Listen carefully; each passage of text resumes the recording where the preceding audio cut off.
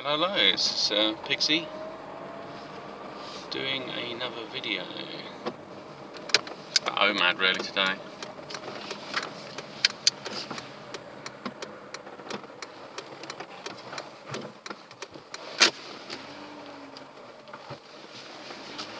So let's sort out some levers.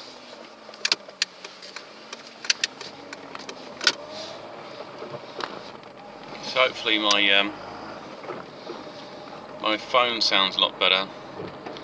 For the issue I had was the mic wasn't working, and I thought the phone was knackered, but it turned out it's just the mic is blocked up. So that's really what you need to do if you have a similar situation. It's probably a really small hole at the bottom. Just got to clear it out. So that's what I did, and then just wipe the case clean, and that was it. So Omad, I haven't eaten for about 25 hours, so I'm going to eat something fairly soon.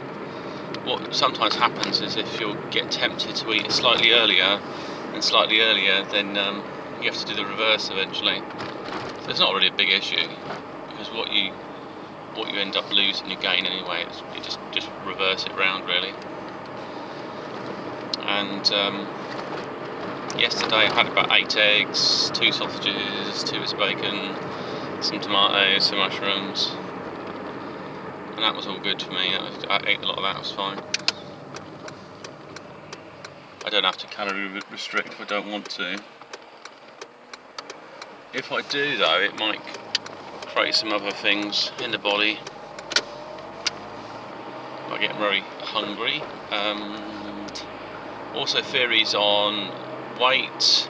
See, what happens is your body becomes thinner, and you think, well, I haven't lost any weight. And what might be going on is inflammation. So if you eat a lot, it basically creates, your body becomes a bit more acidic for a while you're eating. And also foods can be quite acidic, and drinks and stuff. So when that occurs, you have a greater water retention, so you end up swelling up a little bit.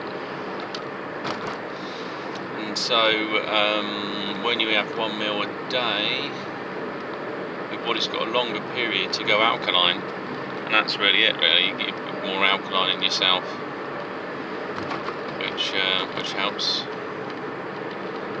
and allows for some of the kind of shrinkage. That's what you're looking for, the shrinkage. You're not looking for the weight. If you get caught up on the weight, and then you'll be confused because your clothes could fit better, but you'll be looking at the scales thinking, I haven't lost as much as I thought, and you'll be thinking, should I calorie restrict or shouldn't I? And as long as something's going on and there's gradual improvement, that's the main thing. And you can kind of, what you want to do is try to hit your kind of calorie mark, but it's very hard to do that. So I haven't eaten straight away in the morning. I've gone off and done something, and now the body is getting more into ready for digestion. You can feel it. It's like the stomach's thinking about what's coming in, and you start thinking about food a bit more. You have more of an intimate relationship with food, you know. It's not like you're forcing it in there. You're looking forward to it, you're thinking about it, the texture, the taste. It's a much more an erotic experience. It's more of a sensual experience. That's probably what I should say. That's because you can get a certain amount of pleasure from it. I don't know about erotic, but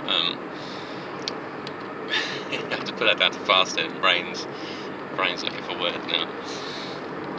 I did try some raw egg yolk, and it wasn't very tasty. Well, I tried some of it, and it's a bit sort of slimy. I thought, it's not really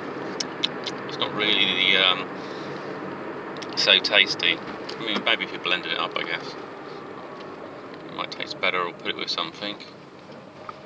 It's got more nutrients in it, but it would be less pleasurable eating something like that, because you just have to force it in a bit. And other things for the Omad, probably worth doing a little bit of exercise near to the end of it. It's fine. You can do it during your fast, doesn't really matter. You're basically doing it just to get your arms or legs active and have a noticeable effect. Do enough so you kind of do have a kind of noticeable effect. Depends if you've got an injury though. If you've got an injury, you might want to sort of stimulate recovery, so you're doing less. You don't want to do loads. Where you end up doing too much, you'll feel the injury for a bit. I guess that's what happened. You'll feel the problems with the body. And that's it. And anything else? Let's see. So, like I say, I'm going to go back and eat something again. Eggs, there's some stuff about insulin and eggs. I don't want to worry too much. I don't want to take away the pleasure of it. But if it does stimulate insulin, you might as well not worry about sugars. It's not really a keto. If you're going keto, pure keto, eating loads of eggs might be the answer. Because it can create some... It doesn't stop the insulin resistance. Depends what's going on. If you have diabetes, they say just eat bacon's got one of the best for not stimulating your insulin or something about it.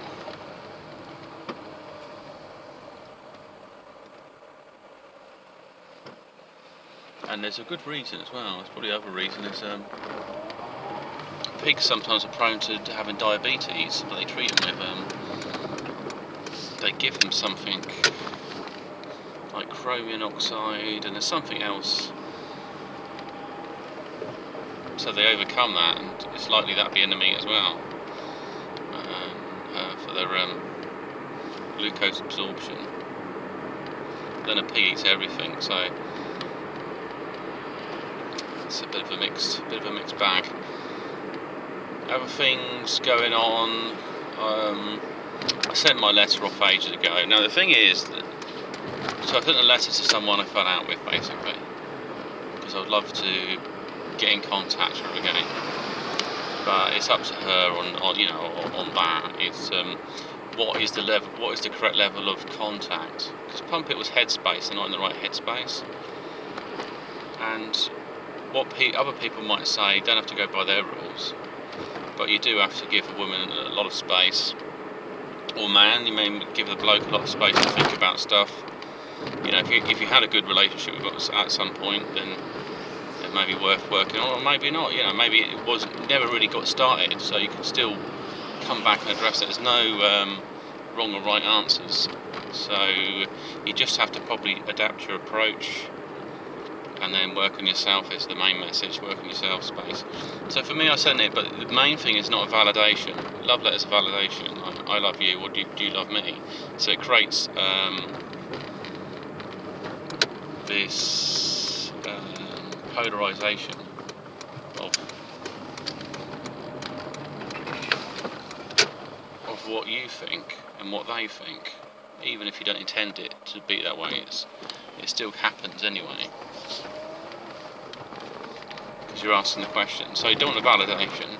It's more of an informative letter, and also acknowledgement as well. Not an acknowledgement letter. They might give it different. There's acknowledgement, yeah. But you're also letting them know a bit about yourself, maybe, or asking if they're all right. Maybe less is more sometimes as well. You know, like if you want to come back from a trip, you know, come back from India, you could sort of hope you're doing well, etc. Yeah, I totally understand your points of view, or whatever, you know, whatever's going on there. Just come back from Calcutta. Lovely weather down there. Something, you know, it's that kind of thing. So, but you don't look necessarily for a response. They're going to respond. But you planted the seed. This is who I am. This is who I want you to think of me as. They have to think about it. So if they don't want you in their life, that's up to them.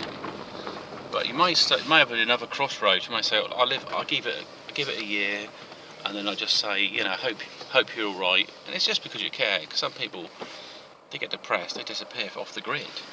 And if everyone thought, well, it's up to them to do all the work, then, you know, you'd feel terrible if you say had an ex and they went to a shower and then then you found out they committed suicide I mean, you might think, well, I couldn't have stopped that.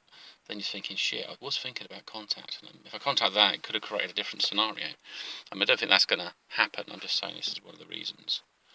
That might be a good reason to try to keep contact or try to reach out a bit. But longer distance, basically, you want to be in a position where you don't give a shit and you only care about yourself, really. But which is strange. It's like being a bit of a hypocrite, but it's also that you still have feelings at some level for this person, but just you're not showing them, really, and you're not attached. That's the main thing. You have feelings for someone, but you're completely unattached from that. And then it's up to them to see, well, he's a nice guy or woman. Maybe I should make contact, or maybe we should say hello. But you don't want any initial kind of anxiety or awkwardness. And then you can make your decisions there, because you might get to the point of thinking, well, I've grown a lot and you haven't, and I can see why it would never have worked out, or whatever the thing.